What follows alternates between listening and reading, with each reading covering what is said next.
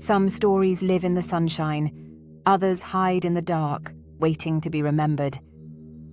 Greetings, Fairytale Felons. Tonight we travel to a tale stitched from ash and unanswered questions. A story where truth and folklore blur like smoke against a winter sky. This is the chilling mystery of the Sodder children, a tragedy whispered across generations, but with a twist. What if the fire that swallowed their home on Christmas Eve was not a disaster, but a debt collected? Once upon a time, because all tragedies are just broken fairy tales, there was a village clinging to the hills of southern Italy.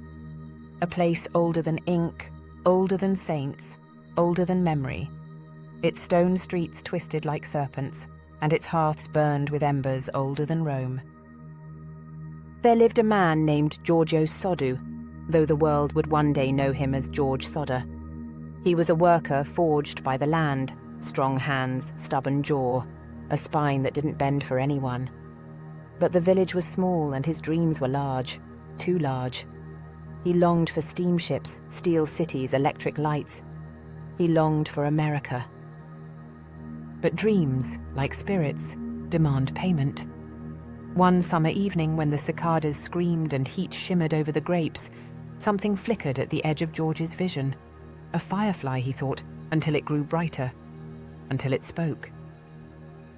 Hovering above the soil was a creature no bigger than a candle flame. Her eyes smouldered like coals, and her hair curled upward like smoke trapped in a chimney. She smelled of ash and oranges, of warm stone after rain.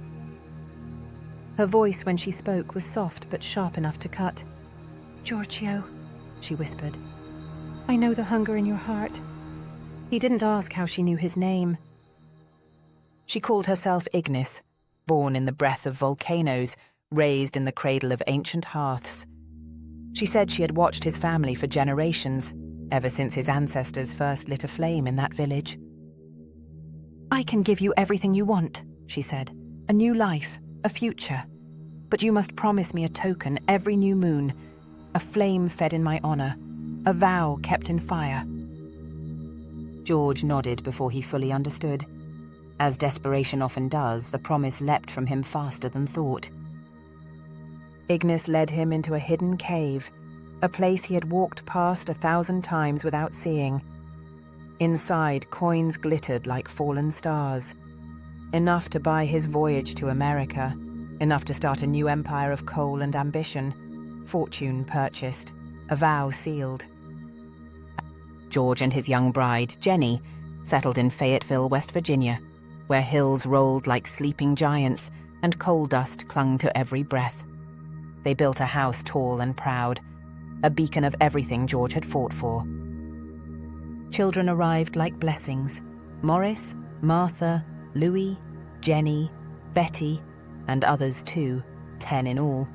Each laugh, each birthday candle, each muddy footprint on the stairs, proof that George had outrun the old country. At first he remembered the vow. On quiet nights, he slipped herbs into the fire and murmured a thank you to the unseen. But success makes superstition look foolish. As years passed, the offerings dwindled, then stopped.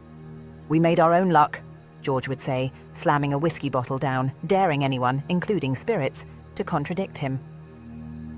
Ignis watched from the hearth, silent, smouldering. She had crossed the ocean with them, hitching a ride in the sparks of the ship's boiler. She coiled inside the bricks of their chimney. She warmed the children's feet in winter. She waited. Something changed in the Sodder home. The warmth that once wrapped the family like a blanket began fraying. Shadows stretched longer. The hearth's glow dimmed, its flames snapping with thin, irritated cracks instead of cheerful pops. The children felt it first. They shifted their play elsewhere. Bedrooms, yard, attic. Anywhere but by the fire. The hearth was still hot, still necessary, just no longer comforting. Jenny sensed it too. She lit candles. She hummed old Italian lullabies under her breath. But she never went as far as speaking to the flames. She had seen George's temper, seen how tightly he gripped his pride. Pride is a terrible substitute for magic. George made enemies. He argued politics loudly, too loudly for a country just out of war. His opinions sparked threats. Strange visitors came. Odd phone calls happened at night. Jenny sometimes woke feeling watched. Once the children saw something in the dark, an ember-eyed figure perched on the fireplace grate like a cat made of coal. They blinked, and it was gone. Christmas Eve, 1945. Snow floated down like drifting feathers.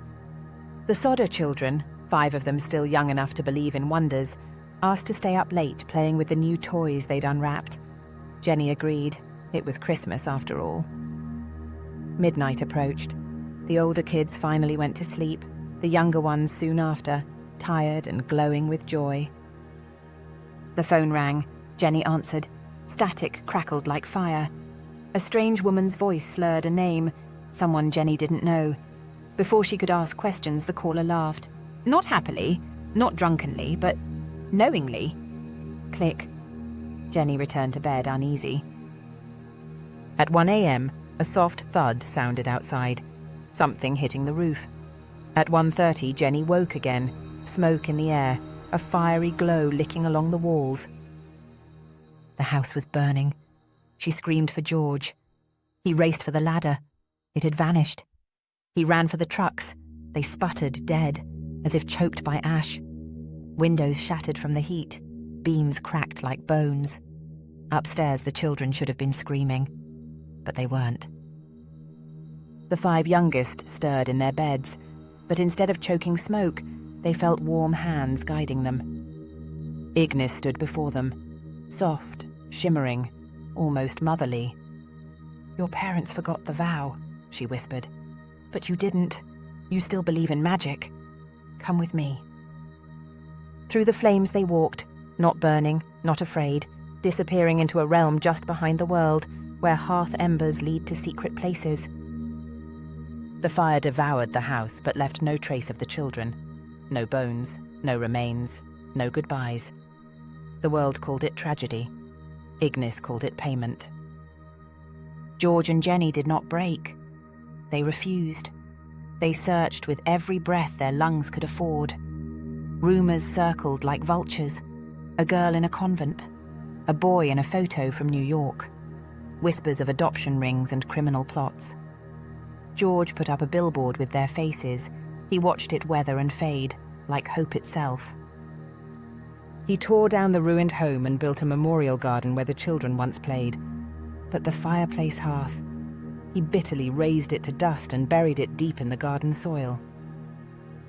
Jenny dressed in black for the rest of her life. She set plates for missing children on holidays. She fed a silence so heavy it bent ceilings. Some nights when she sat alone near the garden, her skin prickled with heat, not from cold sorrow, but from a presence leaning close, waiting. Ignis lingered, as old as regret. She did not hate George. She simply remembered the promise he tried to forget. Promises made in fire are eternal. And the children, changed, shimmering, crackling with ember light, they wait too. They laugh softly inside the walls of time. They dance in the smoke of winter chimneys. They giggle whenever a log pops too sharply. Sometimes, a passerby in Fayetteville swears they hear tiny feet pattering across the ruins of the old lot, or see a flicker too quick to be candlelight, or hear a child's whisper, "We're still here." Not lost, not dead, just elsewhere. Held in ember-amber until a promise is rekindled. So if you ever find yourself walking through that sleepy West Virginia town on a snowy December night, pause where the Sodder home once stood. Listen. You may hear wind, or trees creaking, or maybe, just maybe, something warm and bright breathing beneath the earth. A heartbeat of fire, a rustle of tiny wings, a spark of laughter the Ember Fae never forgets, and the unkept vow still waits to be honoured. The Sodder mystery remains unsolved. 5 children, gone without a trace, a family haunted by hope, and a flame that still flickers in the ruins. So what do you believe, fire or folklore, crime or curse? If you enjoyed this journey into Shadow and Embers, tap like, subscribe, and ring the bell to join our growing circle of Fairytale Felons, where every legend hides a truth and every crime has a story aching to be told.